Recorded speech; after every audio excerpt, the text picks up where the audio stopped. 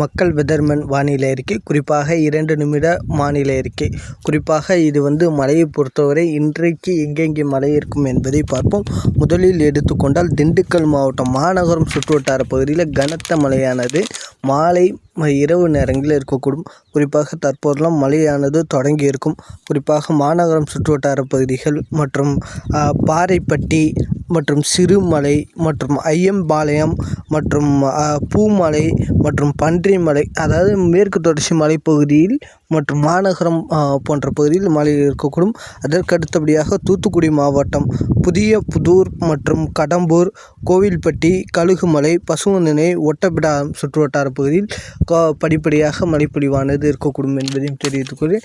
வெயிலின் தாக்கம் இந்த வருடத்தில் பார்த்தீங்களாக தெரிந்திருக்கும். இந்தியாவில் எந்த அளவுக்கு வெயிலின் தாக்கம் இருக்கும் என்பதை அனைத்து மாநிலங்களும் என்பதையும் தெரிவித்துக்கொள்கிறேன். மற்றும் இதற்கு அடுத்தபடியாக மழைப்பொழிவானது குறிப்பாக பார்த்தீங்கன்னா திருநெல்வேலி மாவட்டம் மாநகரம் மற்றும் அதன் சுற்றுவட்டார பகுதிகள், நாங்குநேரி, சேரன் மகாதேவி மற்றும் வள்ளியூர், மூலக்கரைப்பட்டி போன்ற பகுதியில் கனத்த மழையானது இருக்கக்கூடும் என்பதையும் தெரிவித்துக்கொள்கிறேன். மற்றும் விருதுநகர் மாவட்டம் விருதுநகர், சாத்தூர், ஸ்ரீவில்லிபுத்தூர், ராஜபாளையம், அதுக்கப்புறம் கிருஷ்ணா கோவில் போன்ற பகுதிகள் மற்றும் கூமாப்பட்டி போன்ற பகுதியில் கனத்த மழையானது இருக்கக்கூடும்.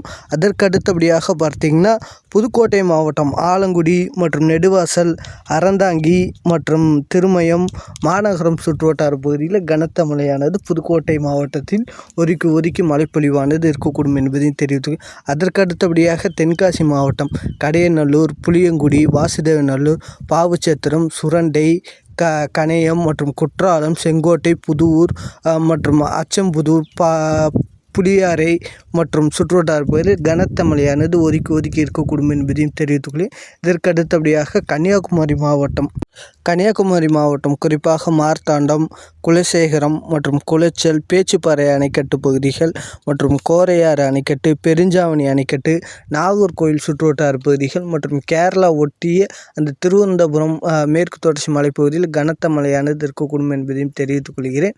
மற்றும் இதற்கு அடுத்தபடியாக பார்த்தீங்கன்னா திருப்பத்தூர் மாவட்டம் ஏலகிரி, ஆகாயம் மற்றும் கவலூர் மற்றும் அதற்கு அடுத்தபடியாக ஜவ்வாது மலைப்பகுதிகள், ஏலகிரி, வாணியம்பாடி மற்றும் ஆம்பூர் சுற்றுவட்டார பகுதிகள் மற்றும் நீலகிரி மாவட்டம் முதுமலை, மாசிலாங்குடி மற்றும் கூடலூர், பட்டைவயல் போன்ற பகுதிகள் மற்றும் அதுக்கு அடுத்தபடியாக கோயம்புத்தூர் மாவட்டம் வால்பாறை சுற்றுவட்டார பகுதிகள், சிவகங்கை மாவட்டம் காரைக்குடி, தேவக்கோட்டை, கோவில் போன்ற பகுதியில் கனமழையானது இருக்கக்கூடும்.